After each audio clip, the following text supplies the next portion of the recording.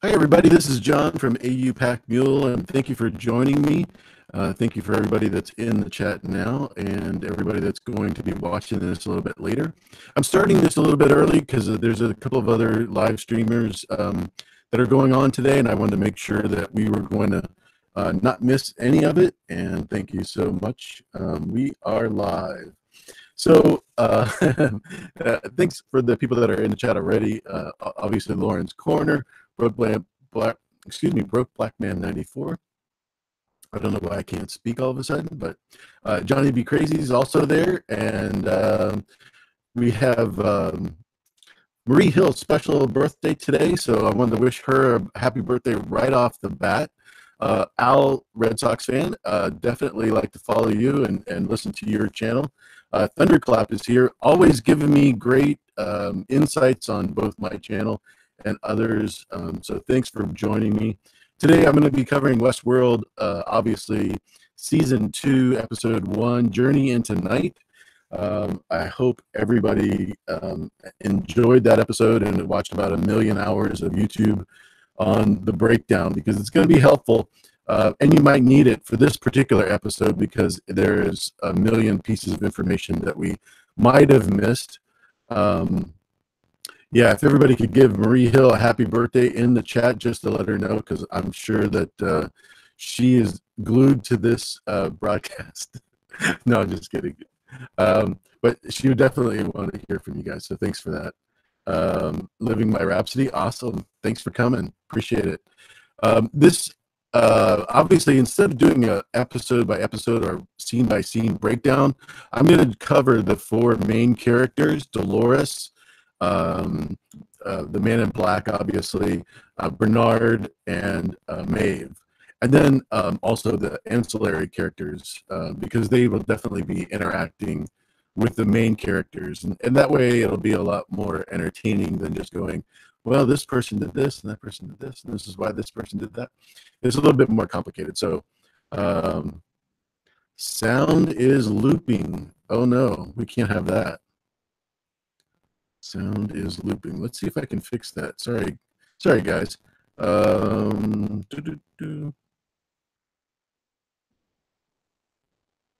Okay, there's nothing there. Is that any better?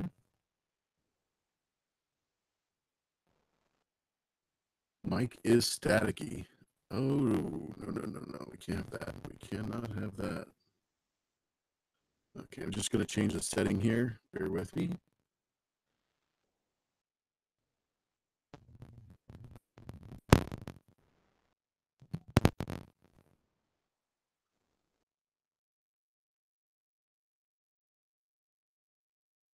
All right, is that any better, guys?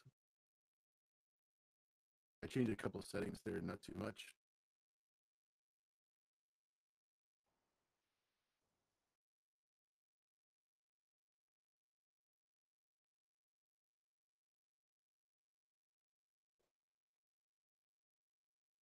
Okay. Sound is a bit low now. All right. Sound is a bit low. Is that any better? Now it's low. Al, I appreciate that. Good feedback. So if that doesn't work, I'm going to just switch it over to the mic that's on the computer instead of using. It looks like. Oh, it looks like I have no gain at all.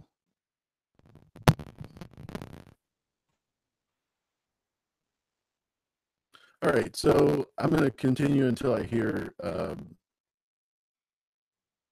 anything else. I'm so sorry, Living My Rhapsody. That's one of my pet peeves with other people's audio is bad, or other people's video is bad audio. So I probably should have tested this out a little better. But I do have a new mic, so that's probably. Yeah, the mic behind me is actually worse than the one that I have here. I like this particular cardioid pattern of the mic, but yeah, maybe I'll switch to that one if that doesn't work. Okay. All right, so I'll test it out next time we do a live stream. I'll make sure it's perfect, and we'll go from there. So as I was saying, we're going to start with Dolores because that's the opening scene. Actually, this happened 4 or 5 times last year when Arnold was talking to her, and it kind of gave us the background of Arnold and what his dilemma was in regards to his son dying and some of his backstory. Um, Definitely enjoyed the interaction because it showed how distracted Arnold was in regards to talking with Dolores, because not only was he going through his own existential crisis with his son, but he was also confused on whether he should move forward with opening the park with Ford, because he definitely had some moral issues in regards to having the host have consciousness and rolling them back constantly and putting them through what the park intended for them. You can't have Pirates of the Caribbean without the pirates knowing that they're gonna hurt the guests. So definitely an issue. Um, yeah, LT just joined us, so thanks for being here. LT Giles, gotta love that man. All right. So the problem was is that the transition from that moment to the first time we see Bernard um, definitely had a lot of flashes, and I'm going to go back to that when I cover Bernard. But I'm going to move forward with Dolores's next scene, which is when we hear she's talking to the board members, and then she rides off, and it goes into that entertainer song, and the entertainer basically was from the movie The Sting, and I think that's what they were trying to let us know what was happening with that song. I don't think the entertainer itself was a hint to us, because it certainly isn't entertaining watching people get shot, um, unless you're Dolores. Maybe she was entertained, but I think it was more than that. I think the Sting, which is where your mind is being shown one thing, and something else happens in the background, causing it to happen. Basically, a trickster kind of a move, kind of like what happens with all of the Ocean's 11 movie series. You think something's happening, but in the background, it's actually something else, and it's a trick on the eyes. So I think that's really what was happening. Not only that, but The Sting was a great movie. If you haven't watched that, make sure you check that out.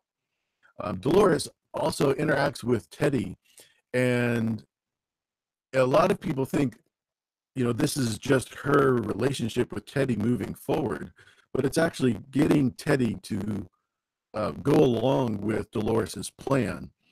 And there's that intimate relationship between the two because they've spent, the last 40 years basically covering each other in regards to that relationship at the park. Um, so um, when she convinces him we have to move forward, I know what's going on all the way through. I remember she's remembering not only what we know that she's seen and all of her rollbacks, but there's a lot of her backstory that we're going to be seeing in the next couple of episodes that are going to be exposed, and why she knows how to get to the outside world and conquer. And right after that is when Angela comes up saying, "We found it," which I think it means the valley. And that's where they go. And basically, most of them will die. And when I say die, obviously, host die is not real die. Um, because I think what's going to happen is all of the hosts that they find are going to be explored just like they do with the guy from the Ghost Nation that Bernard sees later on, and will be examined, and that's when they'll be able to attack all at one time. Um, Teddy Lauren says Teddy has a heart more than Dolores. Well, Teddy has a reason to have a little bit more heart because he's not as awake as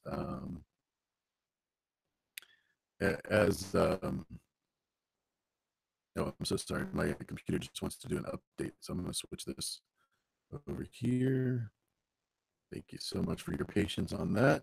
And so she's definitely got a reason why she doesn't have more heart. And she, Teddy doesn't get raped 100 million times over the last 35 years.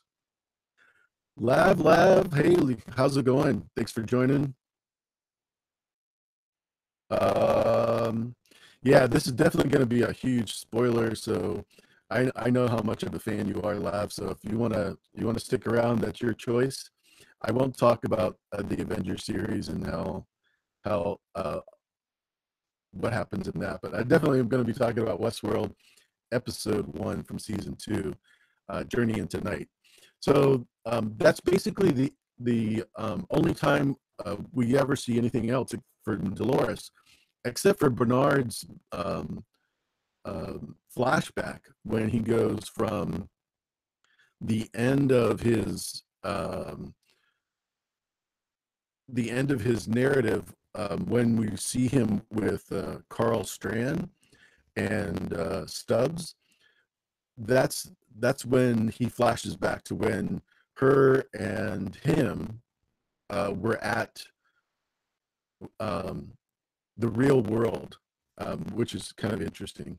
And then we also see um, the carnage at the control room with Bernard.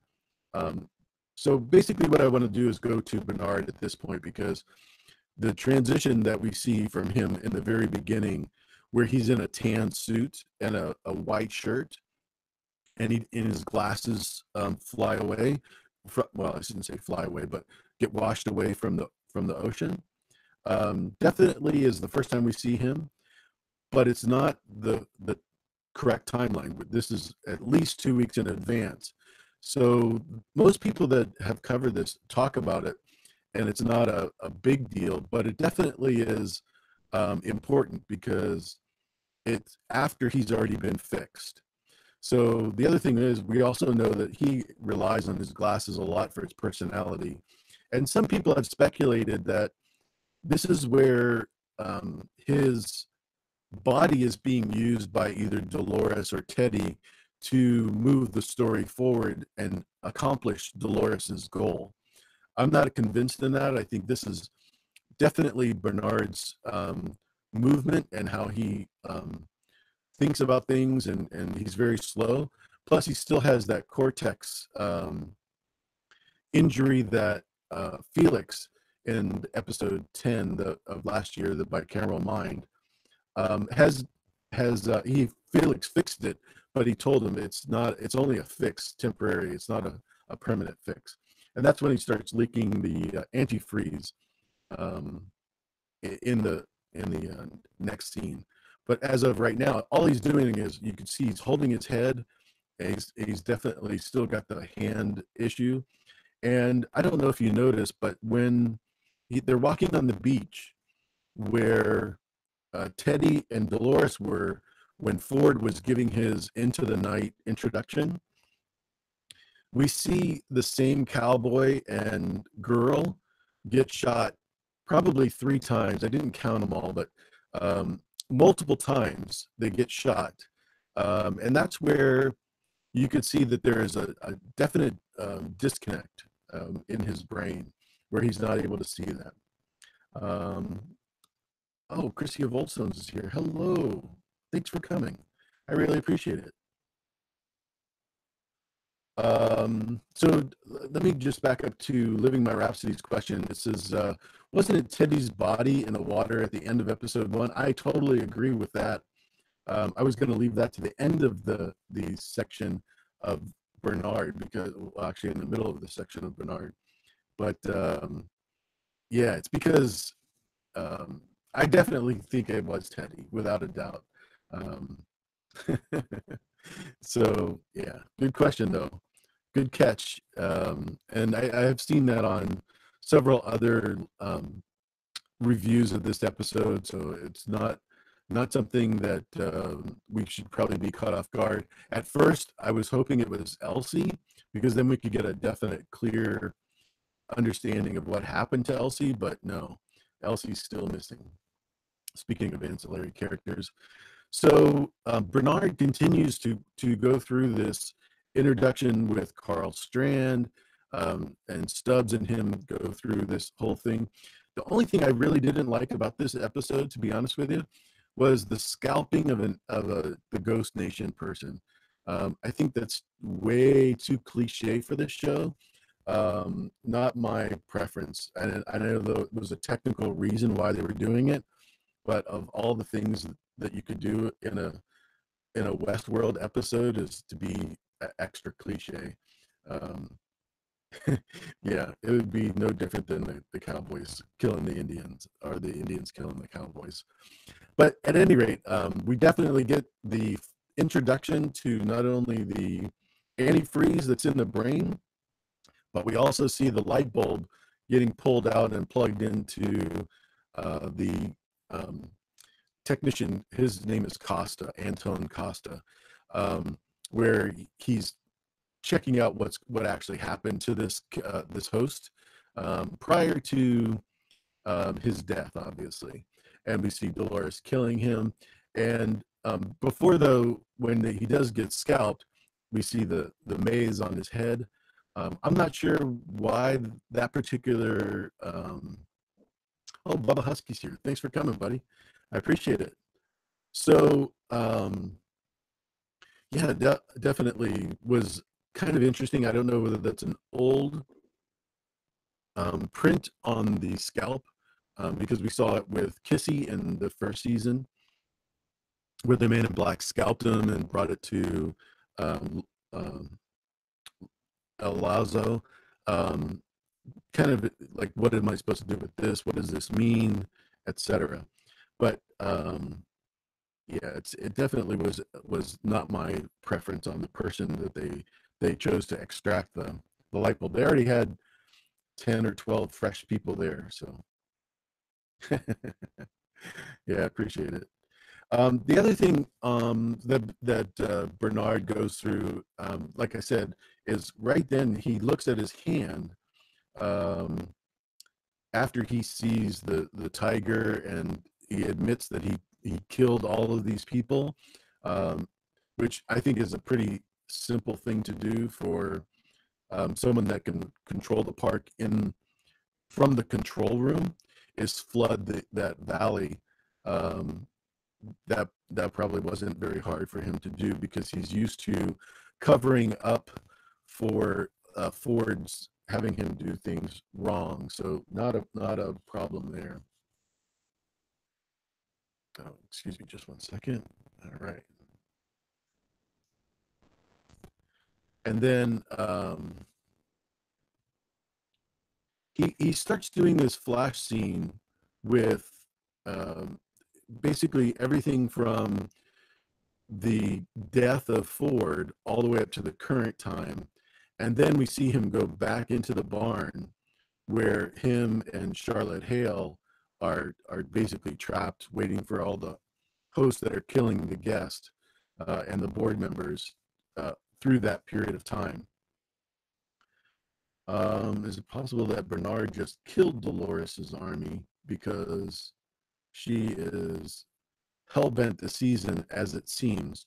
I think it was more coordinated than that, Broke Black Man, because we see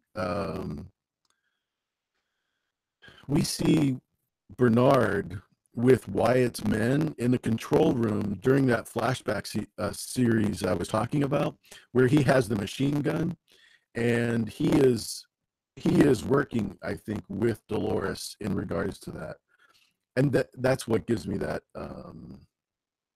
that's what gives me that impression that he's working with her, is because of that flash scene.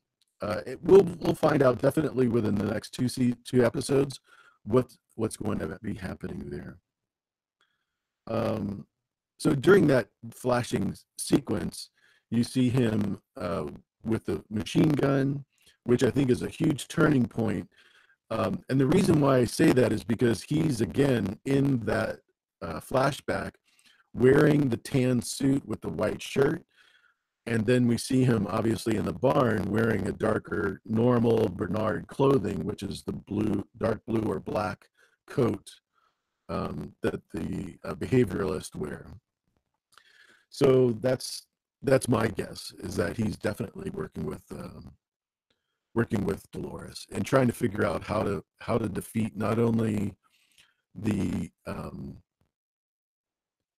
host, but also defeat the guest and then move on to the outside world, because that's one of her main drives now. Is Ford has given her the information that she needs to take over. And I think that's one of the things that the Nolans have really gotten down pat on this show, is that they're writing it so that it's a 5-year plan rather than just a 1 or 2 season show that loses its incentive, um, much like Lost. And I hate to refer it to Lost because that had such a terrible ending, and it took us through a 20-year. It felt like a 20-year search of what the truth was with all of those things. But this show has a lot of that same feel for me, except they're giving us a lot more information with the websites and the codes and things like that. Lauren, I gotta agree with you. Excuse me. So Bernard definitely has this interesting interaction with Charlotte Hale, in that, first of all, can I get an agreement? Was that the worst dress Charlotte could wear, or they could have given Tessa Thompson to wear for that? I just found that dress just. Uh, anyways, um, so sorry, I get distracted with that dress. It was just so awful for me. Um, but her and Bernard obviously go through this transition where they find this underground bunker, and she's able to communicate with the outside world. Um,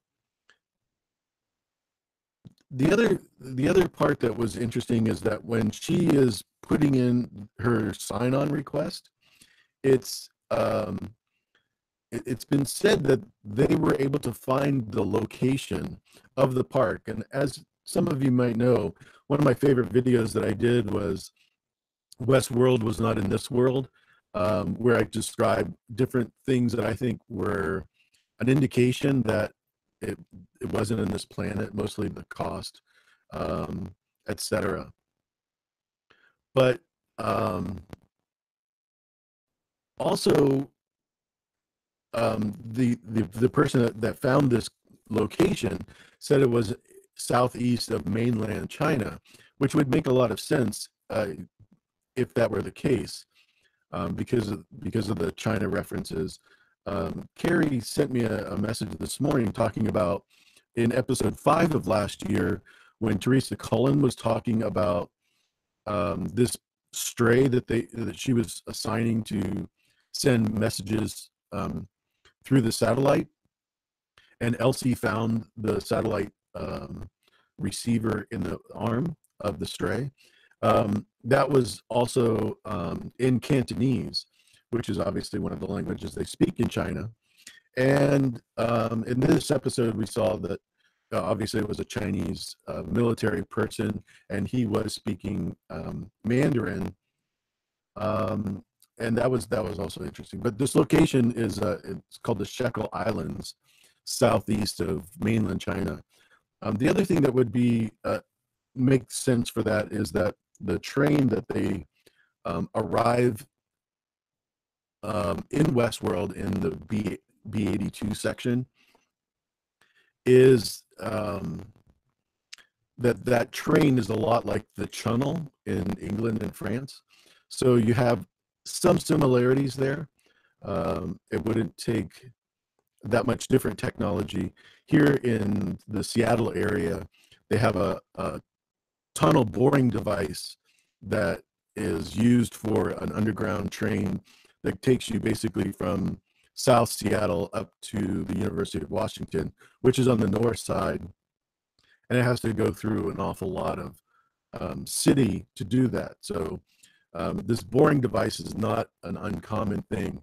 Um, it is kind of interesting that could be used, but I I'm still not convinced that it is, but they have used the term mainland so many times, and they have used the Chinese reference 3 times now, and with the trains, that was pretty cool. Yeah, yeah, that Euro tunnel, exactly. Um, the only thing is that has to be a pretty big area, and it has to be an area that is not under any particular um, country's domain, because we know in international waters, not one country rules over it. So it could be just that China is the most powerful and it's the closest. So that's why the officer was sent, even though he doesn't have any technical authority. So that's something that we might see moving forward also. But going back to Bernard and the introduction of the drone host, I thought that was really cool, seeing close up what we have seen in previews. I think just about everything we've seen in the previews was in the first episode, except for just a few, um, maybe 1 or 2% of the trailers have already been covered. So I'm pretty interested in seeing what happens there. But the fact that Bernard was able to get through the doors with his DNA signature, I thought that was pretty telling. I'm not sure how they were able to get that done. Um, the only thing that I could think of was the handshake last year in the bicameral mind, between Bernard and Ford. Um, there might have been enough DNA from that where the sniffer was able to detect that it was actually a person versus Bernard as a host. But that's a little bit of a stretch because that's the only other contact those two have had. Um, Although now that I think of it, Bernard did grab um, Charlotte Hale's hand when they were in the barn trying to get out of there pretty quick. So again, that's just, I'm really not sure how that happened. But at any rate, we definitely see Bernard getting that temporary fix, getting a little bit of extra antifreeze in his brain, and also finding Peter Abernathy, which I thought was some interesting information from uh, the creators of the show, letting us know that there's a lot of different aspects of the host that we don't know about, and we'll find that out.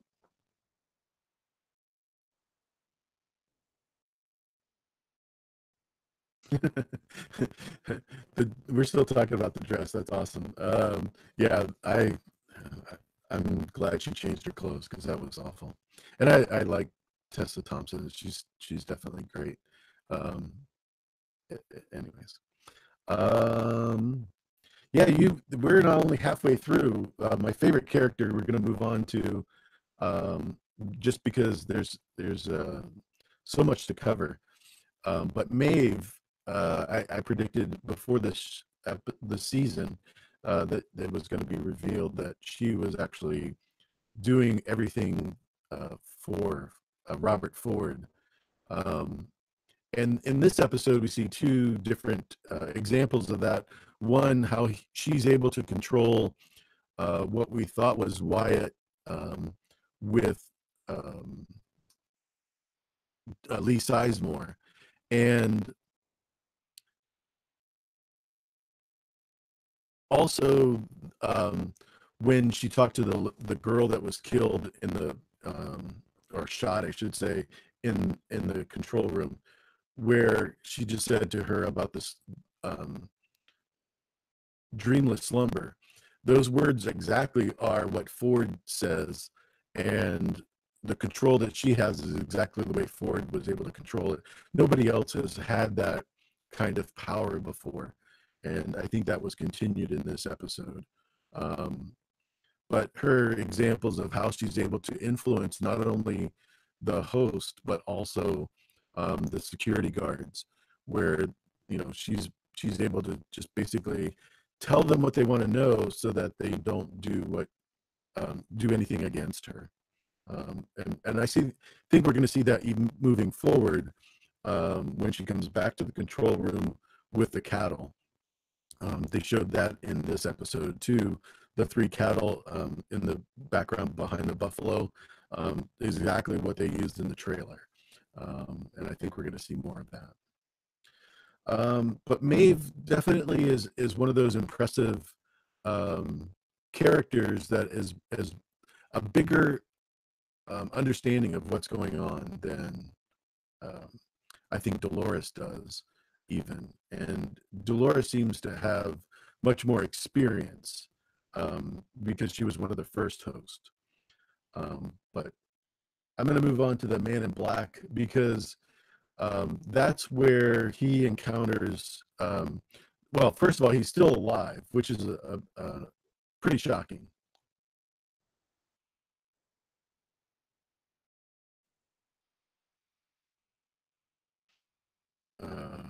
Lab asks, so is Billy or Man in Black still a salty biotech? He's definitely salty, and you're going to see that in this description of him coming up because, like I said, not only does he survive the main attack, but he gets attacked again himself.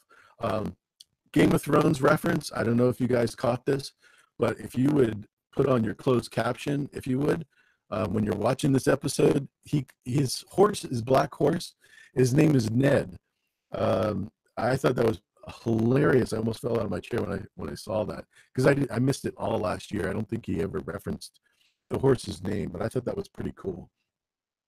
But you see that he's already had this whole setup that Ford created in the new town specifically for him with the chest where he had all of his old clothes. Also, it was already cleaned, all brand new. Everything was all set except obviously his hat. Um, and yeah, perfect. It was just awesome. So Ford must have known that he was going to survive. A lot of times in code, I wanted to bring this up at this point. Um, you'll use if this then that coding, where even if you're given two options or more, it once you go to make one decision, it leads to a whole bunch of other decisions. Um, and so in this particular case, I think Ford definitely said, well, if the Man in Black lives, I will have little Ford, uh, you know, talk to him, whether it's in my voice or not. All that stuff already happened. But if he kills me, then this is going to happen. If he doesn't kill me, then this will happen. And I think now that we've seen the Man in Black encounter Little Ford and go through that situation, we're going to see Ford be more aggressive with the Man in Black in regards to this door um, game that he has set up for him. One of the things that reminded me of Little Ford talking about the door was when Robert Ford in the very first episode talks with Wild Bill in B-82 in the cold storage, and he's talking about this greyhound that he had when Ford was a kid, and watching how beautiful it was, how this dog running after the cat, and how he really enjoyed seeing this dog run. I really think that he is making sure that the Man in Black is the greyhound, and he always gives him something to chase so that he's not focused on anything else other than what Ford wants him to. And I think that he's doing this in such a perfect way, even from death. It's been an interesting part of that. But at any rate, the story you already know the basics of, where the Man in Black uh, goes to this wagon, this broken down wagon, encounters the little Ford, and again the closed caption. If you don't have that, you really missed a lot of what little Ford was saying, especially Thunderclap. I don't think it's Dolores because Dolores isn't chasing anything. She already has found what Arnold had her looking for 35 years ago. So I don't think it's Dolores, but that's a good point. I mean, as far as it being other characters, and the other reason I don't think it is because the story was being told between Ford and Wild Bill, who is one of the first creations. You obviously can tell that because he's as clunky as possible. So, yeah, that's a great question. Um, yeah, I don't think Dolores.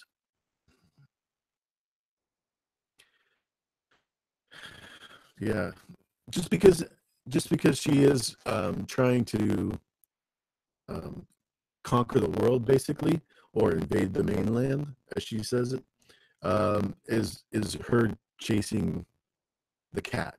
I think it's more the man in black, personally, but that's something we'll see. Reese here, thanks for coming. I appreciate that very much. Um, so the man in black obviously shoots. His choice to shoot Little Ford makes no sense to me whatsoever, other than the fact that he has a huge disdain for Robert and his antics. Um, you would think he would have a lot more gratitude for Ford, being that him and Arnold were the ones that created this world and made him a ton of money. In regards to not only that, but his awakening with Dolores was something that changed his life permanently. Um, Even William, at a in his younger age, said that this world doesn't find your darker side; it finds your true side, which I thought was revealing quite a bit.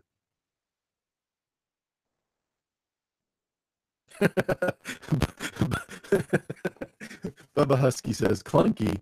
I dated a girl like that once. That's hilarious."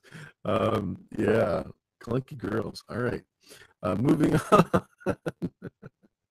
Oh goodness, Rich Chatwell's here. Awesome. Thanks.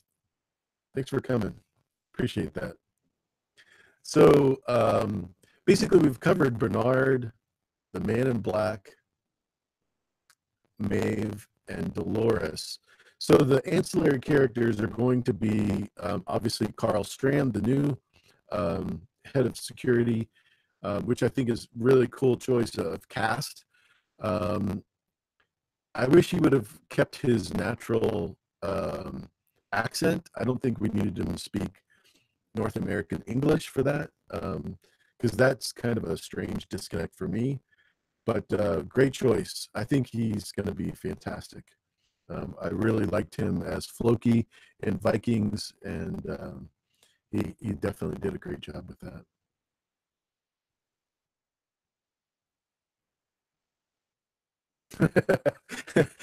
Lav says maybe the Man in Black is upset that his true side is crazy. Um, the funny thing is I think um, the showrunners are going to make the Man in Black more of a hero than anything else, um, eh, moving forward.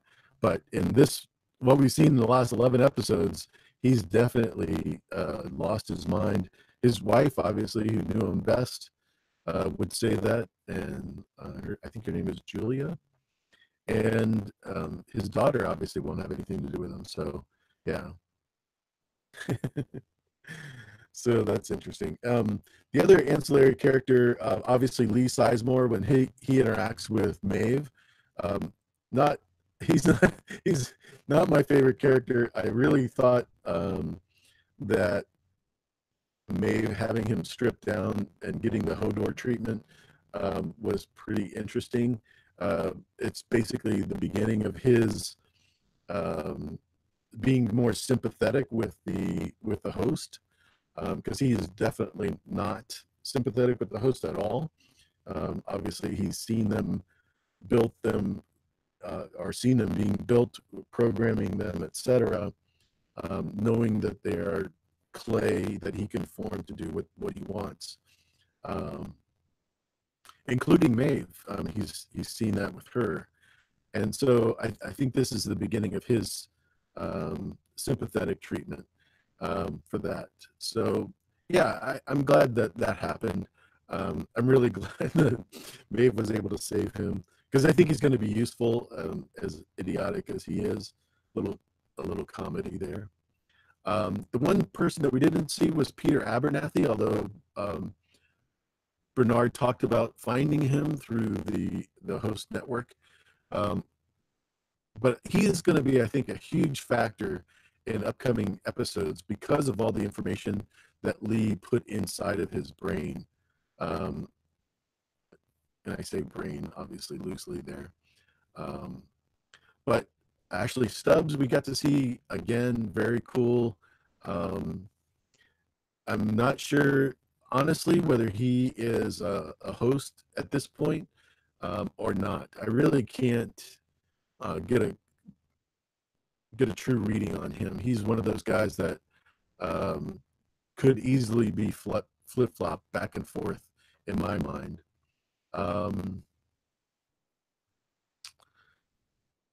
We talked about Charlotte Hale. Obviously, she is under some interesting pressure, and one of the things that I'd really like to get some feedback from you guys is if she is in charge of the board, especially now that everybody's dead, why is she so stressed about delivering this package to whoever it is? And again, we're going to assume the Chinese have something to do with it because of Teresa talking uh, with someone that was a Mandarin last year, and her being in the control room, just like I said, under so much stress about this.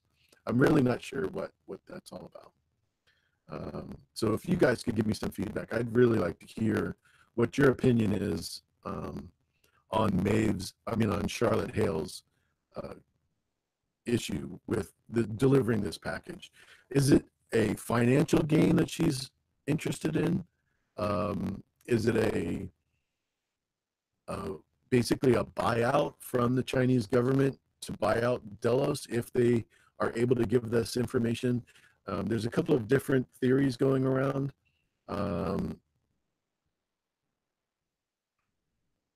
That's true. Thunderclap talks about the board kept sending different members to basically guard the Delos site,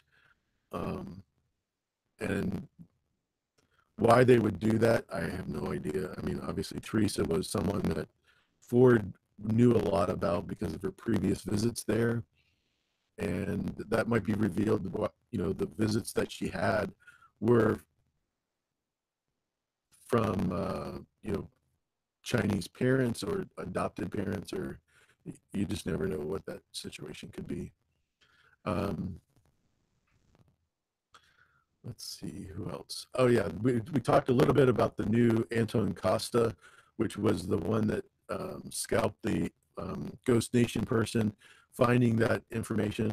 And I don't know if you noticed this, but every one of the tablets now has a brain reader, which I thought, it's like this all of a sudden just came out in this episode, and now we're seeing it. I thought that was it. What is that, like a Motorola cell phone that you just added an accessory to, and now I can do different things. Angela continues her basically being on the warpath with Wyatt's crew. She did the trick with the guys being tied up against the dune buggy and killing more board members, helping Dolores find the valley beyond. Hector X Catan is another one that's interesting. He is, to me, a lot like Teddy in that Maeve's affection to him is motivating him to do whatever she wants, just like with Dolores and Teddy. those two interactions are almost identical. And I think that's one of the reasons why they left out Armistice in this episode, is they kind of wanted to continue that same thing, that same relationship. Um, that's pretty much all of the ancillary. The only other one that is super ancillary is Rebus. He's the guy from The Walking Dead. I love his acting. He does a great job in that role. But I don't think we're going to see him again, based on what we've gotten so far. Although it would be a shame to have that actor not in the show anymore. But I think they're done with that role. I don't think we'll see them again. So in the next episode, obviously, it's called The Reunion, and I think it's an interesting uh, description of what's going to happen with Logan, William, or Billy, um, the Delos Corporation in the real world, and having Arnold bring some of the hosts, including Dolores, to the outside world and exposing them to what that means. I really think that's going to be interesting. The other thing I'd like to ask of you, hey, Laura D, thanks for coming, is what you think is going to happen in the reunion. What's going to be the result of that? I think personally, we're going to continue getting information on the backstory between Arnold and Dolores, and why he was motivated to shut the park down, and also why Ford was so adamant on continuing opening the park. I think those are the two big things. I don't think we're going to get a lot about the Man in Black, other than his struggle with Logan and James Delos, the creator. But that should be fun.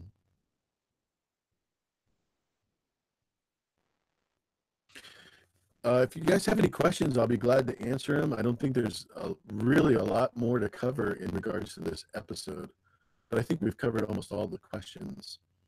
Um, there's been a lot of interesting comments, which you'll be able to see if you're watching this later, in the comments below, obviously. Thank you to YouTube for doing that. I think that's a great addition to these live streams, because we missed out a lot of the interaction when we missed the live stream live.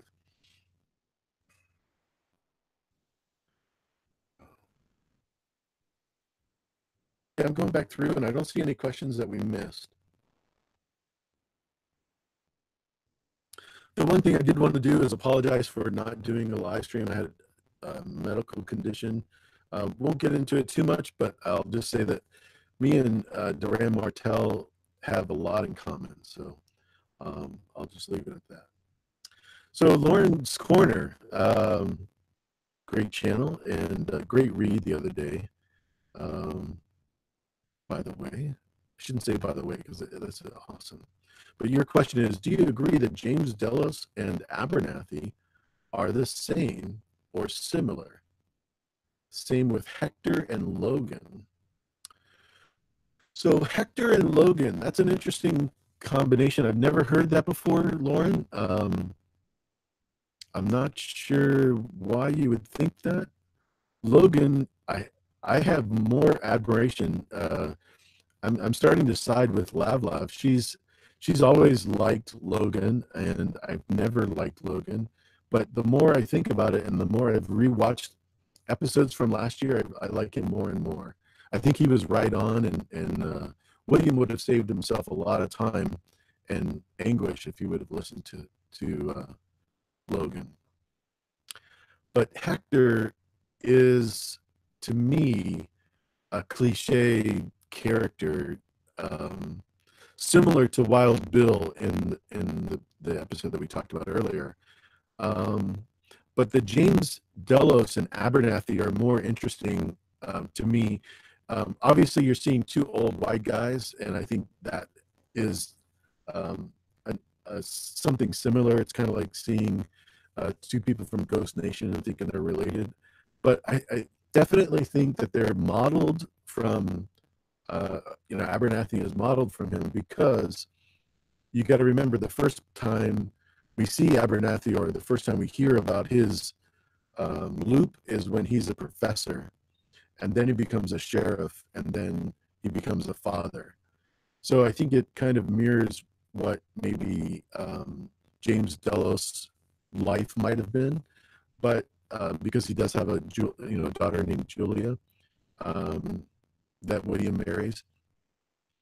The other thing that might be interesting about that question is that um, there are a lot of influences, I think, from the outside world that we're going to see. Like, for example, Maeve's daughter. Um, in my mind, I think it might be modeled after Charlotte Hale. And I say modeled after, it might even have been that the Maeve was the original person that she was modeled after was Arnold's wife, and then Charlotte being their daughter. I'm not sure exactly how that will work in the future, but that's something that you might want to keep an eye out. Again, not all black people are after the same black people. I'm not trying to say that at all, but it is an interesting dichotomy, that the love that she has for her daughter, even though that she's being told that it's fake, is still there. So, um,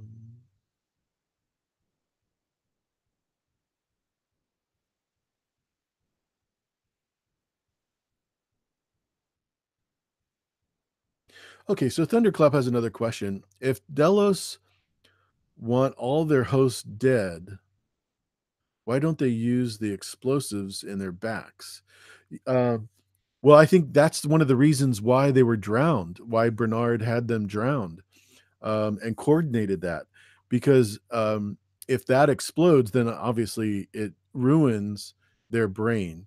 And Delos definitely wants that information, as proof by the guest, or by the drone host, and all of their DNA capturing, etc.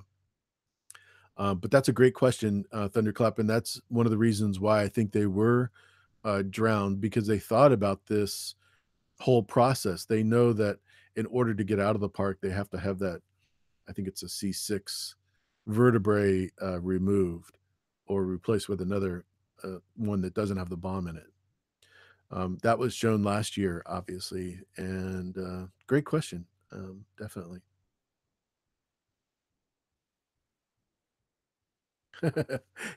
Have you compared to Disney? Delos' very close thing. Do you think this is from Revenges? Um, and I hope I'm not mispronouncing your last name, but do you think that they are already building one of these parks we don't know about? Well, I don't know about you, but I used to live about 30 miles away from Disney World. And growing up in Central Florida, as old as I am, seeing the progression of the parks, including the Pirates of the Caribbean, which is one of the reasons why this book was originally written, um, based on the Pirates of the Caribbean show. Those old robots in that ride were very, very clunky. As a matter of fact, they were no more than just a lazy Susan sometimes, with a cardboard cutout going in a loop. Um, but yeah, that's a great point. Disney World has an entire world underneath it, for all of the sanitation, all the personnel movement. Um, I, I can't tell you how many times I've been there, but I would say over 100. And my daughter actually works at Disneyland in LA. So I'm very, very familiar with with the park concept. Um, Epcot Center with all the different countries in the circle, and then the future world in the center. Um, the Justin Thomas show. Justin did an excellent video on this the other day, and I can't tell you how accurate that was. As a matter of fact, I sent him a link to um, a description of where one of the animals. Well, I shouldn't say it that way. There was an alligator that had killed a little boy, and by the hotel. um, by the Grand Floridian Hotel, and I was explaining that all of the animals that are in the park are not, host. A lot of them are real, and it is dangerous. And that's one of the other similarities that makes me think about this location in the South China Sea. Because if you're on an island, there are so many animals that will come and go in their migration pattern that will make land there. And as big as that park is, there's no way that you can keep out all of the animals and birds, etc., um, from integrating with that large landmass. Um, yeah, it's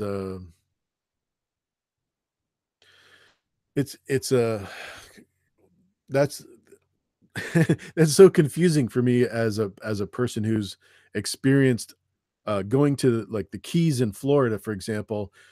Some of those are a mile apart from each other, but the animals swim from island to island. Um, yeah, especially when food source or water source gets low. And I keep bringing reality into the show. Obviously, this is a sci-fi fantasy type of show that has nothing to do with that. So, let's see. Disney is Westworld Park number 5 confirmed. Iron Throne, thank you very much for that comment. Yeah, Disney World has, I think 6 parks altogether. So it wouldn't surprise me at all if something more advanced is coming from Disney World in regards to AI. Um, I don't think they're going to be stopped, especially now that they've bought Star Wars. There's probably going to be a lot of that uh, robot drone, restaurant, etc. So Thunderclap comes up with another great question. Got any thoughts on this quote from young Ford? The game begins where you end and ends where you begin. Um, the word "you" there, is that accurate? Where you began or where you end? And the reason why I asked that is because I thought it was where it ends and where it began. But to answer your question, I think that is either B82, which is where um, William first came to the park. That was the original station for the train, where he met the Angela that he remembers from that, and goes to the park. Or it could mean Sweetwater. That being said, I think it's B82. Um, B82 has a strange feel. It's kind of like the Crypts of Winterfell, where all the um, decommissioned host are that escape. And I think that's what he's referring to. We also saw a glimpse of Arnold going there at one time and seeing the original Yul Brenner host from the movie, where he was the Man in Black, and that's an interesting um, character that I don't think they'll bring back, but it's certainly a lot of fun to think about. Because if the Man in Black from the movie starts attacking uh, William as an adult, the Man in Black, that would be an interesting game because that was the definition of consequences. Um, The other thing that I was thinking about is the original, which was uh, from the very first episode, the name of the very first episode. The original is the description in one of the later movies where um, you have a guest, whether it be like, say, for example, Charlotte Hale. She comes in and they copy her DNA and create a host for her. They could put the host in the real world and make it do what they wanted.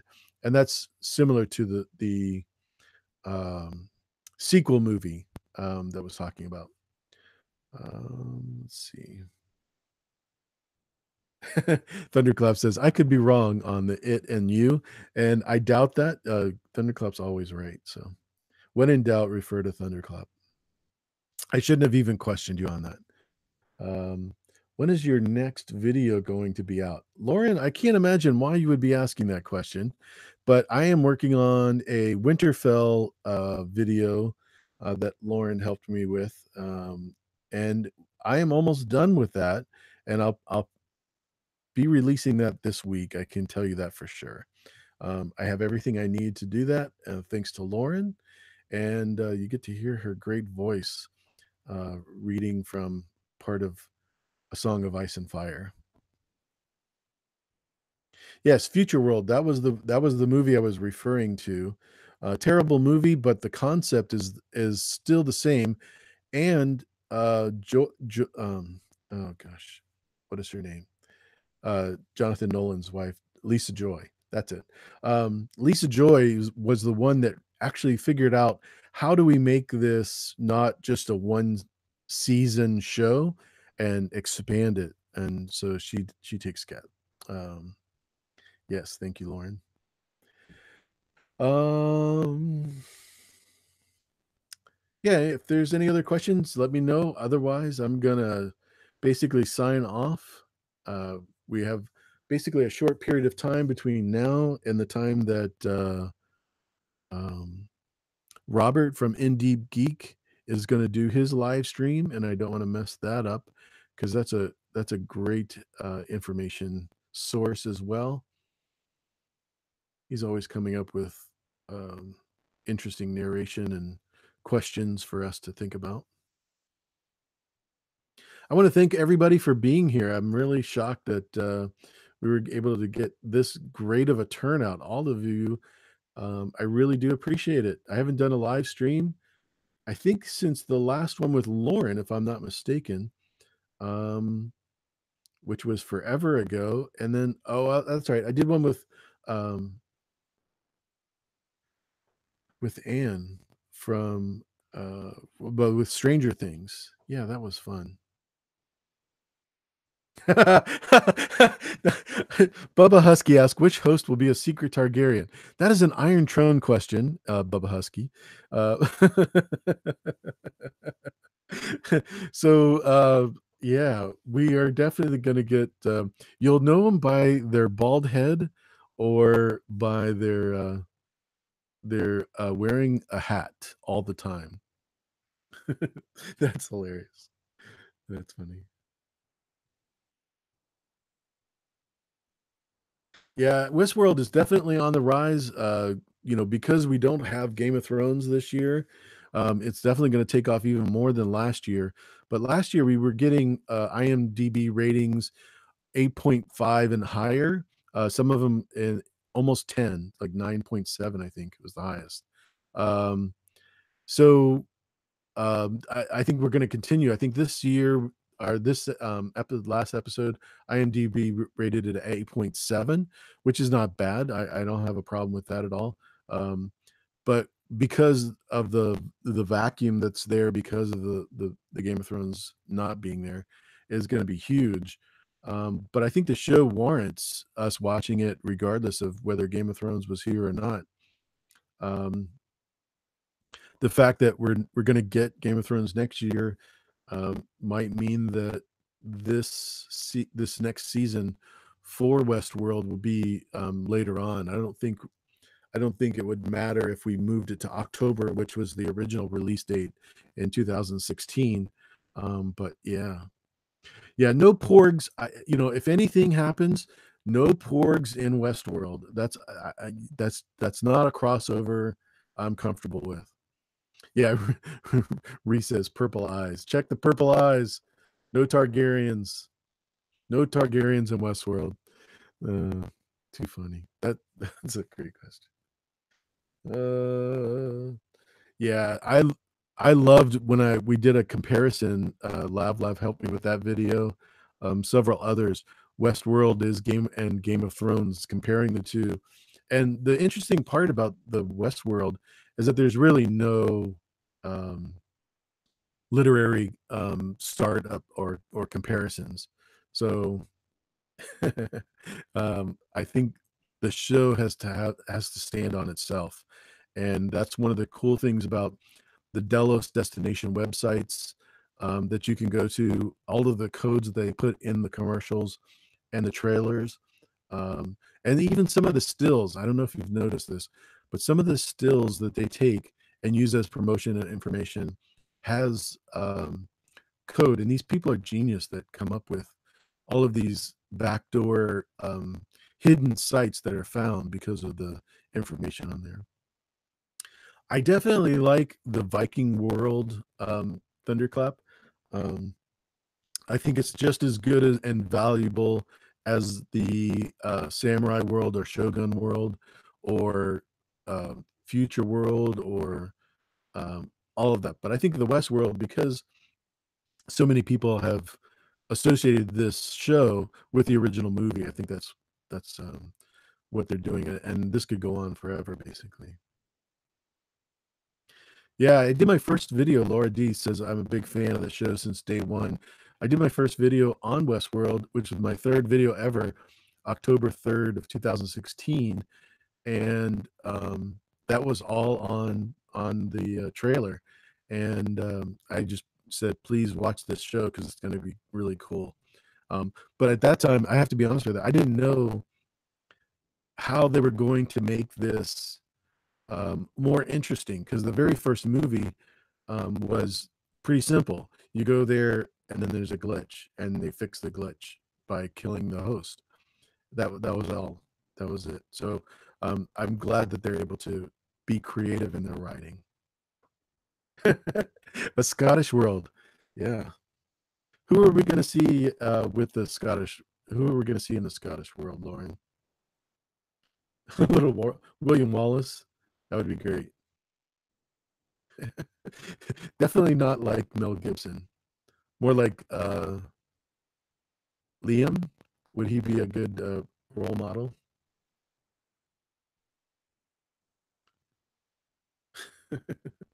No unicorns.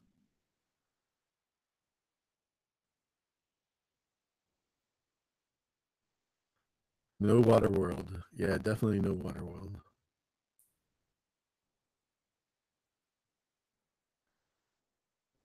Yeah, that's true, Thunderclap. I remember that very distinctly, the rattlesnake in the first movie, because they definitely gave it a reference in this one, which is a great line, by the way, if you think about it, where Ford says, um, um, it's all magic except to the magician. So I really stuck with that line that they brought out, because we see so many things that happen and we think this is really interesting, but if you're behind the curtain, it's not. It's just pushing buttons.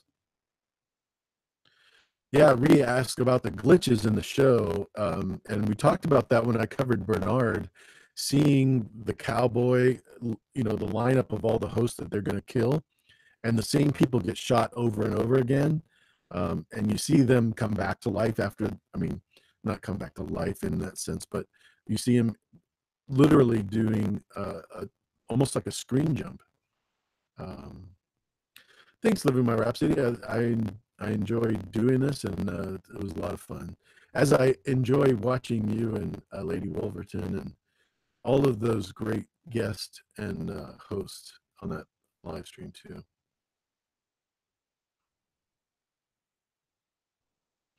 Well, I'm going to end this. Thank you very much again for coming. I really appreciate it. Let's go jump on Robert's channel and continue listening to him, and Costume Co. I think is going to be there. Heidi from that channel. She's been a great addition in regards to the costuming of not only Outlander, Westworld, Star Wars, Game of Thrones, all of that. So thank you guys for joining me, and thank you for being here. Looking forward to doing this again next week. I'm probably going to be on Friday next week. I'll try to do it when other people aren't streaming, so it makes it easier. Um, and if there's anybody that wants to join me, uh, in particular, just send me an email, aupackmule@gmail.com, or you can hit me up on Hangouts, whichever you prefer. Thanks again for joining me, and you guys have a great day.